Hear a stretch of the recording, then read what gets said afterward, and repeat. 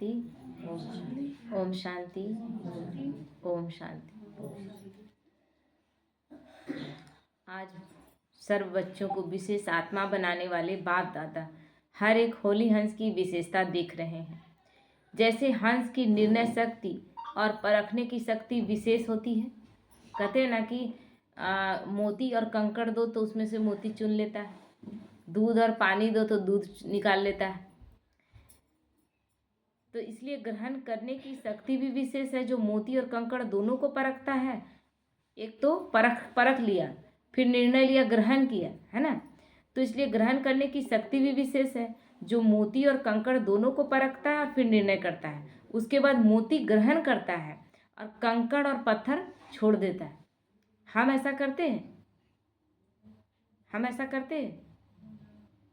दिन भर में जितना भी बात आ रहा है, जैसे कोई भी नेगेटिव बात कंकड़ पत्थर, लेकिन बाबा जब हमें ज्ञान दे रहा है तो हमारी बुद्धि भी क्या हो रही है? दिव्य हो रही है ना। तो क्या हम में बदलाव आ रहा है? हमें चेंजिंग आ रहा है कि हमें क्या छोड़ना चाहिए और क्या पकड़ना चाहिए, ग्रहण करना चाहिए, किसको त्याग देना चाहिए।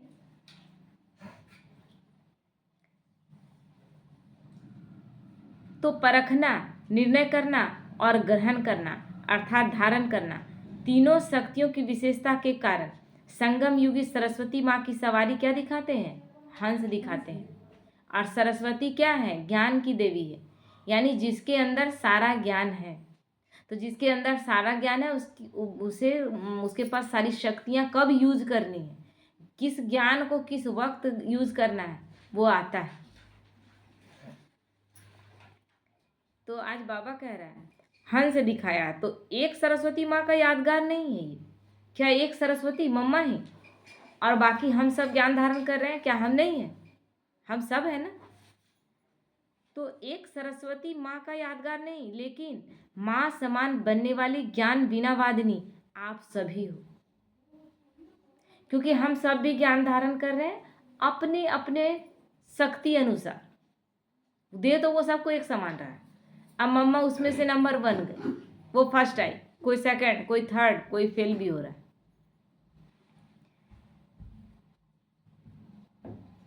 तो इस ज्ञान को धारण करने के लिए भी वह तीनों विशेषताएं अति आवश्यक है। आप सभी ने ब्राह्मण जीवन धारण करते ही ज्ञान द्वारा, विवेक द्वारा पहले परखने की शक्ति के आधार को पहचाना। क्या पहचाने? पहले सबसे शुरू में अपने आप को पहचाना कि मैं शरीर नहीं, मैं एक आत्मा हूं। समय को पहचाना, अपने ब्राह्मण परिवार को पहचाना, अपने श्रेष्ठ कर्तव्य को पहचाना। ये समय फिर लौट कर नहीं आएगा।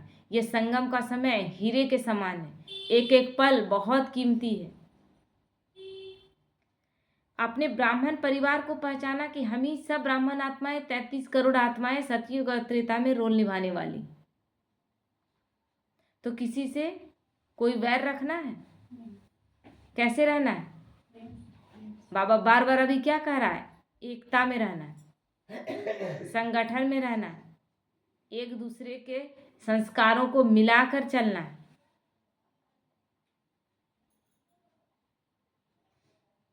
अपने श्रेष्ठ कर्तव्य को पहचाना, क्या कि हम बन गए, फिर हमें दूसरों को फिर वही बनाना है। तो इसके बाद निर्णय किया, तभी ब्राह्मण जीवन धारण की। क्योंकि इतने लोग हैं, यहीं में से देखिए कि किसका परखने का शक्ति है। सब ब्राह्मण आत्माएं हैं, सबने भगवान को, अपने आप को तो पहचान लिया कि मैं आत्मा हूं। कोई संशय है क्या? आत्मा है, इसमें संशय है? और हम परमात्मा की संतान है, इसमें कोई संशय है कि नहीं? कोई संशय है?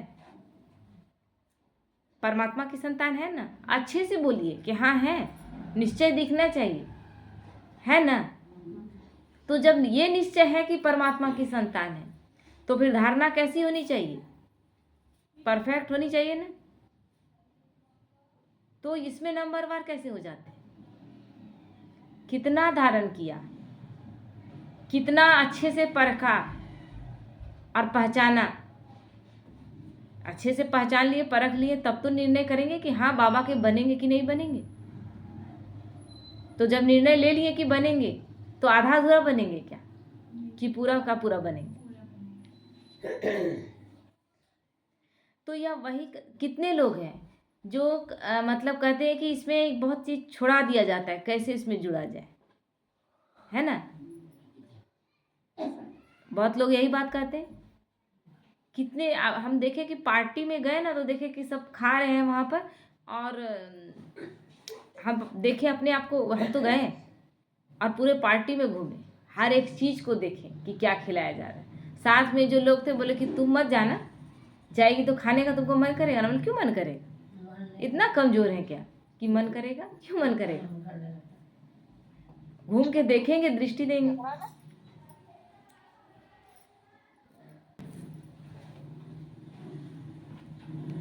तो लगा ना, इतना आश्चर्य लगा कि घूमते हुए हम बोले दृष्टि देंगे और कुछ नहीं करेंगे, लोगों को दृष्टि देंगे और ज्ञान नहीं कोई सुनेंगे। लेकिन जो जो देख रहे हैं हमको आकर एक घेर ले रहे हैं, बोले बाप रे कितना आप कर लेते हैं, आप महान आत्मा है, आप क्या क्या, मतलब इतना बखान की हंसी आ रहा है। तो बोले आप इतना बड़ाई कर रहे हैं तो कौन सा बड़ा हम तीर मार लिए, तो कुछ ऐसा नहीं किए। आप नहीं कर सकते हैं क्या ऐसा, कर सकते हैं ना। कितनी देर तक जीवा का स्वाद है, कितनी देर तक। सब पार्टी में खाया, उसके बाद सब बोला कि अच्छा नहीं लग रहा है, कोई गर्म पानी पी रहा है, कोई कुछ खा रहा है, कुछ भी खा रहा है कि रात में जगेंगे तो नहीं पचेगा, इतना खा लिए है ना, नहीं पचेगा। एक तो खाई और तुरंत बोली कि 1 घंटा लेटेंगे तो हो सकता है पच जाए, उसके बाद फिर शादी में आएंगे वरमाला देखने के लिए। मतलब ये स्थिति है। तो बाबा कहते हैं यह वही कल्प पहले वाला बेहद का बाप है, परमात्मा है। मैं भी वही कल्प पहले वाली श्रेष्ठ आत्मा हूँ, अधिकारी आत्मा हूँ।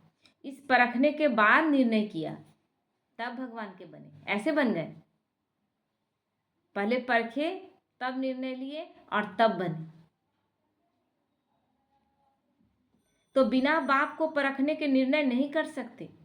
जब उन्हें ही नहीं परख पाए हैं तो निर्णय कैसे लेंगे, जब पहचाने ही नहीं है कि, क्योंकि इतना भटके थे हम, 33 करोड़ देवी देवताओं में उसको ढूंढ रहे थे, तीर्थों में, मंदिरों में, यहाँ तक कि मस्जिदों में, गुरुद्वारों में, चर्च में, कहाँ नहीं हम लोग भटके। कभी कभी लगता था अपने भगवान से ज़्यादा उन लोग का भगवान शक्तिशाली है। बोलते भी थे लोग। एक तो बोली ना कि हम लोग का हिंदू धर्म में इतना देवी देवता शक्तिशाली नहीं है, भूत प्रेत लग जाएगा ना, तो मुस्लिम लोग का मौलाना मौलवी ही ज़्यादा शक्तिशाली है, मतलब उन लोग का जो देवता है ना वो ज़्यादा शक्तिशाली है। ये स्थिति है। तो कई आत्माएं अभी तक भी संबंध संपर्क में हैं, बहुत अच्छा कहती रहती है, लेकिन परमात्मा पहचान व परखने की शक्ति न होने के कारण निर्णय नहीं कर सकते कि क्या बनना है व क्या करना है। जिसने सच में परखा है ना और सच में निर्णय लिया है, वो बाबा को 1 सेकंड के लिए छोड़ नहीं सकते हैं। वो एक्यूरेसी का पालन करेंगे कि है कौन, कराने वाला कौन है, जो पढ़ा रहा है वो साधारण कोई नहीं है। स्कूल में आप अपने बच्चे को नहीं भेजते थे एक दिन तो क्या होता था, दंड 1 दिन का मिलता था ना, फाइन लगता था ना। यहाँ की पढ़ाई आप कितनी आसानी से छोड़ते हैं। आज थोड़ा सा ठंडा ज़्यादा है, आज थोड़ा सा मन सुस्त लग रहा है, क्या आप घर में सारा काम नहीं कर रहे थे क्या, कर रहे थे ना। लेकिन चल कर आज बाबा मुरली में चलाया है, आज ही का मुरली था ना, कि कोई बहाना नहीं, 10 माइल अगर दूर है तो चल कर जाएंगे, क्या दिक्कत हो जाएगा। बाबा के याद में चल कर सेंटर पहुंचेंगे और मुरली सुनेंगे, भगवान का डायरेक्शन है कोई बहाना। 10 माइल, 10 माइल किसका है किसी का। आज भगवान का महावाक्य है कि 10 माइल भी है तो भी चलकर पहुंचना है और मुरली सुनना है।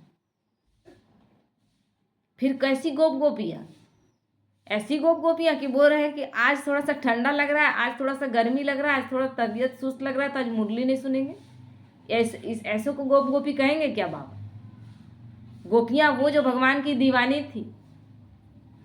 तो आज इसका मुरली का मतलब क्या है, हम नहीं परखे, हम कह रहे हैं कि भगवान को हम परख लिए हैं। जिसको संपूर्ण निश्चय हो जाएगा वो कभी भी एक्यूरेसी को छोड़ेगा नहीं, कभी भी भगवान का श्रीमत उल्लंघन नहीं करेगा। तो इसीलिए ब्राह्मण जीवन धारण नहीं कर सकते, क्योंकि उन्होंने अच्छे से अपना परखा है ना, अच्छे से निर्णय किया है। सहज योगी बनते हैं, लेकिन सहज योगी जीवन नहीं बना सकते, क्योंकि दोनों शक्तियां नहीं है। इसलिए होली हंस नहीं बन सकते। न परखने का शक्ति है और न निर्णय करने का शक्ति। इसीलिए बहुत लोग आज तक भी भक्ति मार्ग में भी हैं और ज्ञान मार्ग में भी चल रहे हैं। दो नाव की सवारी क्यों कर रहे हैं? नहीं परख पाए। जो परख लेंगे उनको फिर उधर जाने का उधर खींचेगा ही नहीं। तो पवित्रता रूपी मोती और अपवित्रता रूपी कंकड़ दोनों को अलग नहीं समझते, तो पवित्रता को ग्रहण करने की शक्ति आ ही नहीं सकती। कैसे आएगी? आपने परखा ही नहीं। आप खा रहे हैं जहर है या अमृत है, आप समझ ही नहीं पा रहे हैं, तो आप तो जहर खा लेंगे ना। पहचान होना चाहिए ना। तो होली हंस की विशेषता है पहली शक्ति परखना अर्थात पहचानना। जिन्होंने भगवान को पहचान लिया है 100%, उनका निश्चय नहीं होगा। ऐसा हो सकता है? जो पहचान लिया वो निर्णय करने में देरी नहीं करेगा। तो आप होली हंसों में ये दोनों शक्तियां हैं ना। आज बाबा पूछ रहा है, परखने का और निर्णय करने का, ये दोनों पावर है। कोई संशय है कि भगवान नहीं है? कहीं हम लोग गलत लाइन में तो नहीं चल रहे हैं? क्योंकि बहुत लोग मिलेंगे, बहुत लोग हम लोग को बोलते हैं पता नहीं किस चीज़ में चली गई है, पता नहीं इन लोग का क्या होगा भविष्य। उसके बाद बहुत लोग लगे हुए वेल विशर है हम लोगों के, हम लोगों का शुभचिंतक है, जो चाहते हैं कि जल्दी से जल्दी इससे निकले और हम लोग का जीवन अच्छा हो जाएगा इसमें से निकलेंगे। तो ऐसे लोग भी मिलेंगे। तो क्योंकि बाप को पहचाना, अपने आप को भी पहचाना, निर्णय भी ठीक किया, तब तो ब्राह्मण बने। और चल रहे हो तभी तो ब्राह्मण बने। लेकिन क्या ब्राह्मण बने हैं? हाफ कास्ट ब्राह्मण तो नहीं है। जैसे एक बहन को देखें, शादी में आई हुई है, बाबा के ज्ञान में चल रही है, लेकिन खा रही है, देख रहे हैं कि पार्टी में खा रही है। हम लोग पार्टी में कैसे खा रहे हैं? तो बोल रही है कि बनाने का झंझट कौन करता, तो खा रहे हैं मतलब क्या खा रहे हैं? पुलाव खा रहे हैं, उसमें प्याज नहीं डाला गया है ना। पुलाव खा रहे हैं और मीठा खा रहे हैं, पापड़ खा रहे हैं, मतलब ये जो चीज़ इसमें प्याज लहसुन नहीं है तो खा रहे हैं। हम बोले बड़ा ये मजाक है। देखिए तुरंत किस तरह से सजा मिलता है अपनी गलतियों का।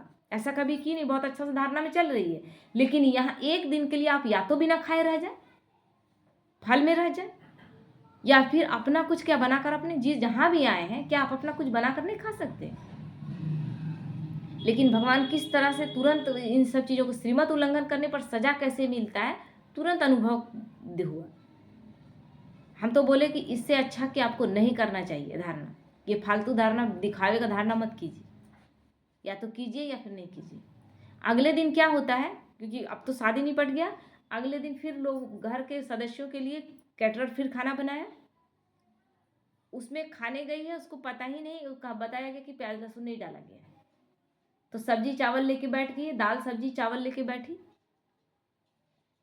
और खा रही है। मुंह में पता चल रहा है कि सब्जी में प्याज डाला हुआ है। उसको बताया गया था कि प्याज लहसुन नहीं डाला हुआ। अब खाई तो उसको महक लगा, इतने दिन से छोड़ी हुई अच्छा नहीं लग रहा। अब खाना खाए कि छोड़े समझ में नहीं आ रहा है। अब बोल रही इस अन्न का अपमान हो जाएगा, क्योंकि पूरा लोगों के साथ बैठी हुई, अंततः खाना पड़ा। तो क्या हुआ आपका? इतने सालों से धारणा कर रहे थे, धारणा टूटा ना, एक गलत निर्णय। तो हम क्या ब्राह्मण बने हैं? ऐसा ब्राह्मण नहीं कि हम यहाँ घर में तो बहुत पालना कर रहे हैं, कहीं बाहर गए तो वहाँ कैसे पालना करें? नहीं कीजिए पालना। ऐसा होता है क्या पालना? जब यही सब चीज़ों की सजा मिलती है तो हम सोचते हैं कि इतना दिन से तो ज्ञान में चल रहे हैं, लेकिन मेरा ठीक नहीं हो रहा है। कैसे ठीक होगा? आप ठीक से नहीं कर रहे हैं, उसको दोष आप कैसे देंगे? तो पहले तो ब्राह्मण बनना है कि बने हैं, अपना चेकिंग करना है कि सच में बने हैं।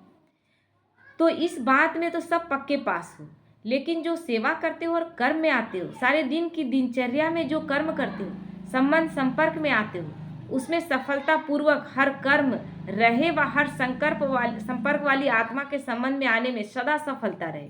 हर प्रकार की सेवा, मनसा वाचा कर्मणा, तीनों में सदा सफलता अनुभव हो, उसका भी आधार परखने की शक्ति और निर्णय करने की शक्ति है। इसमें फुल पास हो, कोई भी आया संबंध संपर्क में, ऐसा तो नहीं कि उसके अनुसार हम फिर चलने लगे। वहाँ भी निर्णय लेना है। सेवा कर रहे हैं, सामने वाला कैसा है, सेवा की सफलता व संपर्क में सफलता सदा न होने के का कारण चेक करो तो कार्य को, व्यक्ति को, आत्मा को परखने की शक्ति में अंतर पड़ जाता है, नहीं परख पाते। बाबा बोलता है इतना पावरफुल परखने की शक्ति। बाबा हीरे का व्यापारी था, ब्रह्मा बाबा, और दूर से ही हीरे को पहचान लेता था कि कौन किस कैटेगरी का हीरा है।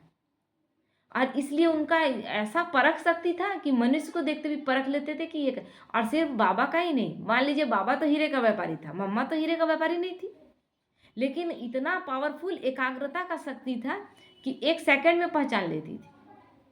गुलजार दादी का एक पेज लिखा हुआ देख के बोली थी इससे पूरे विश्व की सेवा होगी। उस तन का आधार शिव बाबा ले लेगा, कोई उस समय नहीं जानता था। उस समय मम्मा कहते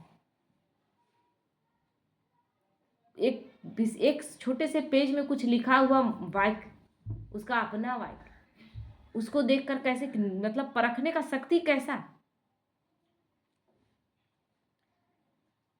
तो जिस आत्मा को जिस समय जिस विधि पूर्वक सहयोग चाहिए व शिक्षा चाहिए, स्नेह चाहिए, उस समय अगर परखने की शक्ति तीव्र है तो अवश्य संबंध में सफलता प्राप्त होगी। सेवा कर रहे हैं, सामने वाला किस टाइप के सिचुएशन में चल रहा है, उसका सुनने के अंदाज से आप समझ जाएंगे।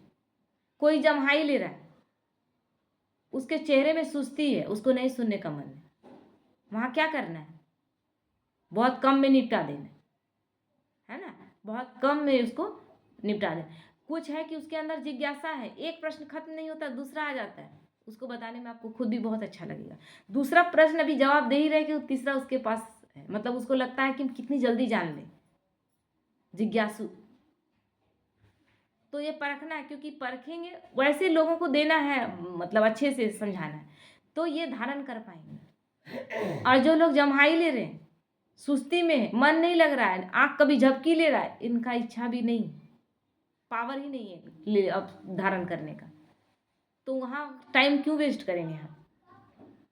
तो बाबा कहता है अपनी एनर्जी वेस्ट वहाँ नहीं करना है, और उसमें ये नहीं होना है कि असफल हम नहीं हुए, यही परखना है। वहीं हमको टाइम लगाना है जहाँ पर लग रहा है कि हाँ ये आत्मा आगे चल सकती, जहाँ लग रहा है कि इसमें कोई इंटरेस्ट ये नहीं ले रही है, वहाँ पर साइड हो जाना, बहुत अच्छे से वाइब्रेशन देकर, दृष्टि देकर, कम शब्दों में समझाकर, ज़्यादा उसमें टाइम वेस्ट नहीं करना है। क्योंकि सबको ज्ञान ही नहीं चाहिए, किसी को केवल स्नेह ही चाहिए, किसी को केवल अच्छी अच्छी बातें हैं बड़ी, मतलब जिसमें उसको शक्ति उसमें भर जाए। वो स्थिति किस कंडीशन में आया है, उसका कंडीशन पहले ठीक कर देना है, तब ज्ञान देना है। क्योंकि एक भाई का सुने थे ना, वो भाई आया जहर लेके, बोला हम खा लेंगे जहर, हमको एकदम अच्छा नहीं लग रहा है, पूरा दुनिया मेरे लिए बहुत खराब है। तो उसको बैठाया गया, तो बैठाया तो बाबा का केवल तस्वीर दे के बहनें योग लगा रही थी, तो उसको समझाया बुझाया, बोले हमको कुछ मत समझाइए, हम यहाँ बैठे, हमको अच्छा लग रहा है। इस तरह लगभग 8-10 दिन तक लगातार आती रहा, उसको छोड़ दिया गया, कोई कुछ नहीं बोलता था। बहनें उसके लिए स्पेशल योग लगाती थी, लेकिन उसको कुछ नहीं बोलती थी। पहले दिन में ही जहर का शीशी फेंक दिया था, और उसके बाद अपने बोला कि अब हमको ज्ञान दीजिए। तो अब वो आया है कि एकदम हम मर ही जाएंगे, उसको स्थिति ऐसा है ही नहीं कि वो ज्ञान सुन पाए, और हम ज्ञान देने लगेंगे, तो ये क्या हुआ, टाइम और एनर्जी दोनों वेस्ट होगा ना। लेकिन होता क्या है, जिस आत्मा को जो सहयोग व विधि उस समय चाहिए वो न देकर व न परखने के कारण अपने ढंग से उसको सहयोग देते हो व विधि अपनाते हो, इसलिए संतुष्टता की सफलता नहीं होती। अब चाहिए कुछ, मान लीजिए कोई भूखा आया है और उसको आप मार पानी पिला रहे हैं, या कोई प्यासा आया है और आप उसके सामने बहुत सारा व्यंजन रख रहे हैं, दोनों स्थिति क्या है, अच्छा है नहीं। तो वो संतुष्ट ना आप देकर संतुष्ट होंगे।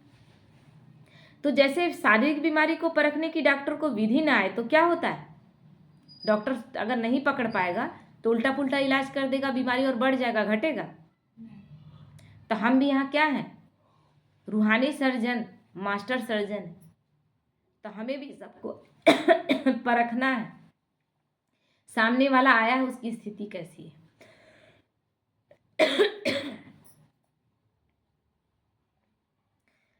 तो ठीक होने के बजाय एक से अनेक रोग और पैदा हो जाते हैं, क्योंकि उल्टा पुल्टा दवा दे दिया गया, क्योंकि समझ में तो आया नहीं बीमारी, और बीमारी वो ठीक क्या होगा, दूसरा और बीमारी पैदा हो गया। तो ठीक होने के बजाय अनेक रोग पैदा हो गए, जिसको साधारण शब्दों में बाप दादा कहते हैं कि हर एक की नब्ज को पहचानो, जो सामने आया है उसकी स्थिति क्या है। ज्ञान धारण करने की शक्ति है कि अभी उसे केवल स्नेह चाहिए, अभी उसको केवल योग का सहयोग चाहिए कि हम ही उसके द्वारा वाइब्रेशन दें, मनसा में उसके अंदर शक्ति भरे। ये सब देखते ही समझ में आता है। अब आता है ना, जैसे हम लोग एक पूरा समूह में ज्ञान देते हैं, ठीक है, बहुत लोग हैं, अभी यहीं पर हैं, अभी देखिए मीना माता सो रही है ना। मतलब कहने का मतलब कि हम समूह में जब ज्ञान दे रहे होते हैं, जहाँ हम लोग सेवा करने जाते हैं, तो उसमें एक भीड़ में ही हम लोग को लग जाता है ना कि ये आत्मा चलेगी। अभी जो आती है वो माता नदी पार से जो माता आती है, वो इतनी भीड़ में थी, हम लोग हम लोग बहुत दिन सेवा किए वहाँ जाकर, एक ही आत्मा निकली और उस पर अट्रैक्शन बार बार जाता था कि यही ज्ञान में आएगी। इतने लोग सुन रहे हैं, ठीक है, प्रजाति यार सबको अच्छा लग रहा है, किसी को तो ज्ञान बुरा लगेगा ही नहीं, ज्ञान बुरा है ही नहीं तो लगेगा कैसे। लेकिन कैसे पर आया ना, इतना एकाग्रता का शक्ति भगवान, हमारा कुछ भी नहीं है, शक्ति तो वो भर रहा है, क्योंकि हम क्या कर रहे हैं उसको केवल याद करें। जब कनेक्शन उससे रहता है तो वो पहचान सबकी करवाता है कि कौन क्या सोच रहा है। तो उतनी भीड़ में एक आत्मा पहचान में आई कि यही ज्ञान में चलेगी, और वही चली, और चली ही नहीं, सबसे परफेक्ट चल रही है, जो दूसरे के घर काम करके भी संपूर्ण धारणा युक्त। हम लोग का अपना परिवार अपने घर में रह रहे हैं और उसके बाद भी हम धारणाओं में नहीं चल पा रहे हैं, हम हजार बहाने देते हैं। लेकिन दूसरे के घर में काम करके वहाँ उसको 3 टाइम खाना मिलता, 2 टाइम खाना मिलता था, सब छोड़ दी। तो खाना बनाने का उसको मिला हुआ है कि खाना बना सकती है, तो वहाँ खाना जब अपने से अच्छे से बनाती है तो भले खाती है, लेकिन दूसरे का बनाया हुआ कुछ भी नहीं खाती। अपने घर में इतने लड़ाई झगड़े, इतना संघर्ष झेलने के बाद भी अच्छे से धारणा होकर में चल रही। तो इसीलिए बाबा कहता है कि नब्ज देकर पहचानो, चलना और चलाना भी जरूरी है। तो क्या करना पड़ेगा, पहचानने अर्थात परखने की शक्ति को तीव्र करना पड़े। इसमें अंतर आ जाता है, जिसको आप साधारण भाषा में क्या कहते हो, हैंडलिंग का फर्क कहते हो ना। इनकी हैंडलिंग पुरानी है, इनकी नई है। मतलब कोई ज्ञान दे रहा है बहुत अच्छे से, तो बोलते हैं ना इनका बहुत अच्छा अनुभव है, बहुत लोगों को परखा है, बहुत ज्ञान देते देते इतना अनुभव हो गया है कि सामने वाला कैसा है। हम नए हैं, हमको भी पहचान नहीं। हम लोग जब नए नए आए थे ना ज्ञान में, तो सामने वाला क्या है वो नहीं समझ में आता था। सोचते थे ना कि हमको सेवा करके और हमें प्रजा बना लेनी है ना, और जितने बच्चों को जोड़ देंगे बस हमें अपना तैयारी करना है।